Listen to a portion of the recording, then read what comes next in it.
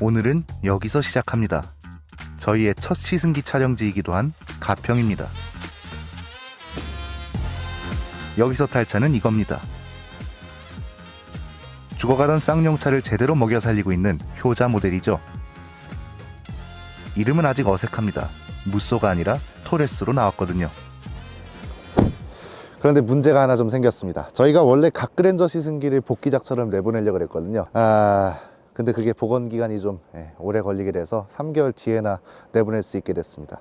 그래서 이게 복귀작은 아닌데 이게 복귀작처럼 나간, 뭐 어쨌든 뭐 그런 건 상관없습니다. 이 차도 저희한테 충분히 의미가 있는 차거든요. 토레스를 이렇게 가까이서 본 건 처음입니다. 상당히 예쁘지 않나요?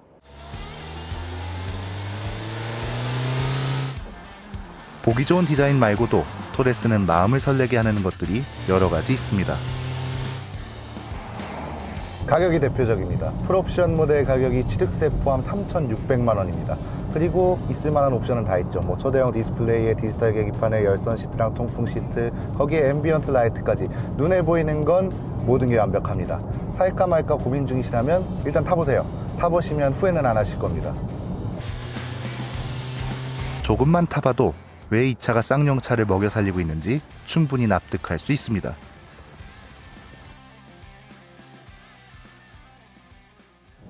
물론 기술적으로는 완벽하지 않을 수 있습니다. 그런데 쌍용차는 이 완벽하지 않은 기술력을 디자인과 마케팅 그리고 가격으로 완벽하게 포장했습니다.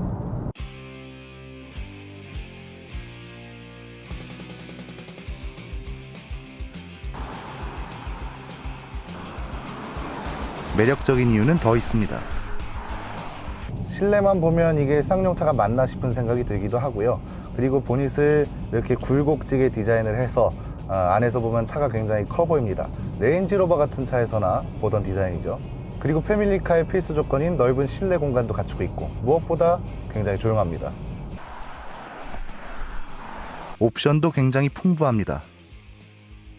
몇 가지만 빠르게 말씀드리겠습니다. 어댑티브 크루즈 컨트롤, 차로 유지 기능, 무선 업데이트, 앰비언트 라이트, 풀업터 에어컨, 무선 충전 시스템, 4륜 구동, 이런 걸 모두 다 해서 3,600만 원입니다. 심지어 시작 가격은 2,740만 원이고요. 풀옵션 모델을 기준으로 크기가 더 작은 스포티지보다 500만 원 넘게 저렴한 거죠. 그리고 하나 놀라웠던 건 스피커입니다. 프리미엄 스피커가 아닌데도 K8에 들어가는 메르디안 스피커보다 좋습니다.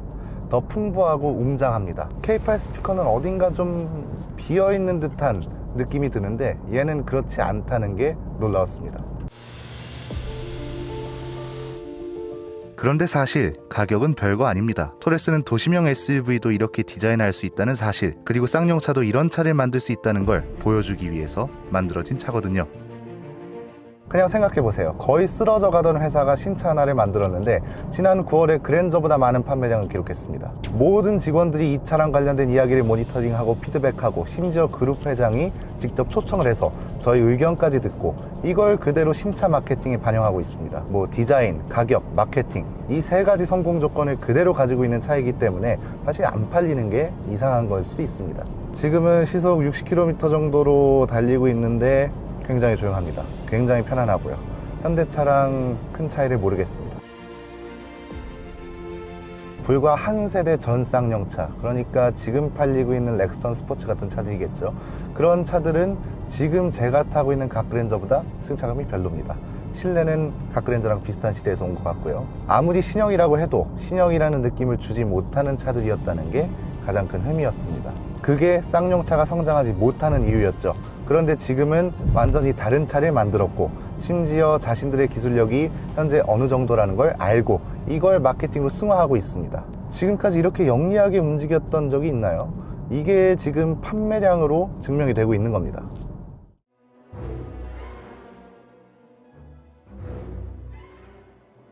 이 차가 특별하게 느껴지는 이유는 디자인이 가장 큰 역할을 하고 있습니다. 각진 디자인이 이제는 특별하게 느껴지고 심지어 굉장히 예쁩니다. 실내는 더 좋습니다. 그리고 실용적이기도 합니다. 5인승 구성에 뒷좌석 공간도 안락하고 트렁크는 캠핑용품을 실어도 충분할 정도로 넓고, 그리고 차체 옆에는 또 다른 공간이 있습니다. 캠핑을 하려면 공구는 따로 넣어줘야 좋거든요. 사실 가격이나 디자인 이런 것들은 굳이 차를 타지 않고도 알 수 있는 것들입니다. 제가 이 차에 흥미를 느낀 이유는 요즘 차는 이렇게 나와야 한다는 암묵적인 룰을 깼기 때문입니다. 그리고 그 전략이 통한다는 걸 직접 증명했고요. 약간 K8하고 비슷합니다. 직접 타보지 않은 사람들한테 무시당하기 딱 좋은 차 같다는 느낌이 들었습니다. 저도 사실 처음에 그렇게 기대를 안 했습니다. 현행 코란도랑 비슷할 것 같다는 생각이었거든요. 그런데 직접 타보는 순간 이 정도 승차감, 이 정도 안락함을 가진 차가 과연 있을까? 이런 생각이 들었습니다. 단언컨대 지금 나오는 국산차 중에 이 정도 가격대에 이 정도 가성비를 가진 차는 아마 없을 겁니다. 물론 모든 게 완벽한 차는 아닙니다. 자잘한 문제들이 몇 가지 있거든요. 예를 들면 휴대폰 연결하기가 굉장히 복잡합니다. 메뉴 자체는 복잡하지 않은데 연결이 잘 안 됩니다. 그리고 USB 케이블을 심지어 애플 정품으로 꽂았는데도 시승차를 받은 이후 지금까지도 인식을 못하고 있습니다. 그리고 블루투스로 통화를 하면 음질이 심각합니다. 마치 물속에서 통화를 하는 것 같습니다. 통화가 거의 불가능할 정도라 그냥 스피커폰으로 통화하는 게 낫습니다. 후방 카메라는 화질이 굉장히 좋습니다. 원래 옛날부터 쌍용차 후방 카메라 화질이 좋은 걸로 유명하거든요. 그런데 약간 오류가 있습니다. 아주 가끔 이전에 갔던 주차장 화면이 나옵니다.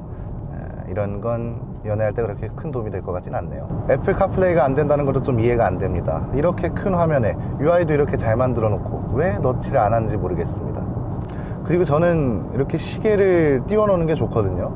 그런데 시동을 껐다 키면 다시 풀화면으로 리셋이 됩니다. 이런 자잘한 보완점들이 있다는 거, 이런 건 좀 아쉽습니다. 그나마 다행인 건 쌍용차랑 KG그룹도 이걸 인지하고 있고 빠르게 개선하려고 하고 있다는 거죠.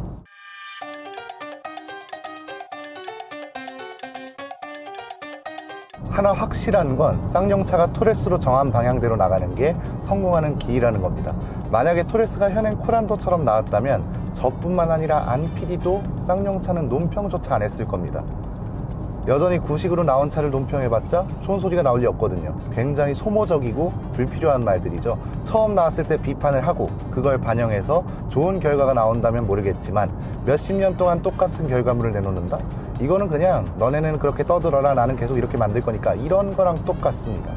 그런데 최근에는 저희 영상을 보신 분들은 아시겠지만 너무 달라졌죠. 회사의 태도, 직원들의 사명감, 심지어 결정권자들의 추진력까지. 그리고 이게 그대로 신차에 반영되고 있고 점점 반영되는 범위도 늘어나고 있으니까 당연히 결과물이 좋게 나오는 겁니다. 이쯤 되면 궁금하실 겁니다. 분명 쌍용차인데 오늘 영상에는 왜 오프로드와 관련된 장면이 하나도 없는 걸까요?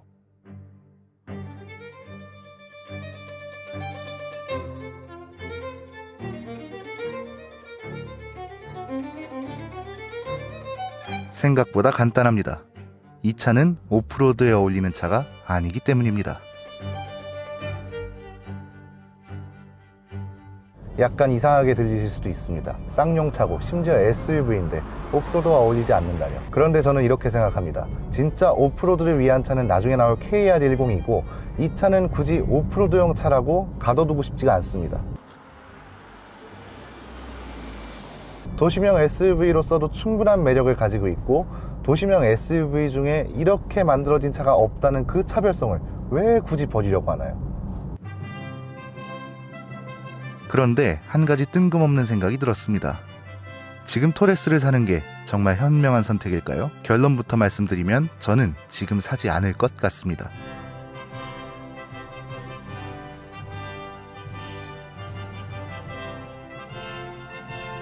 이유는 간단합니다.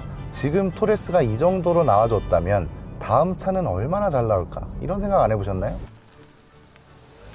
위기 속에서 이 정도로 완벽한 차를 만들었습니다. 물론 보완할 것들이 없지는 않지만 이 완벽하지 않은 부분들을 마케팅과 직원들의 진심으로 아주 보기 좋게 포장을 했고 심지어 잘 포장했습니다. 그리고 이게 판매량으로 증명되고 있고요. 이미 토레스를 받으신 분들, 그리고 토레스를 무조건 사야겠다고 마음먹으신 분들은 잘 결정하셨습니다. 그런데 토레스와 KR10 중에 고민 중이시라면 저는 지금 사지 않을 것 같습니다. 제 예감이 틀리지 않는다면 KR10은 분명 토레스보다 훨씬 잘 나올 겁니다. 만약 그렇다면 기다리는 것도 나쁘지 않지 않을까요? 저는 토레스 페이스리프트 모델을 기다리는 것도 좋다고 봅니다.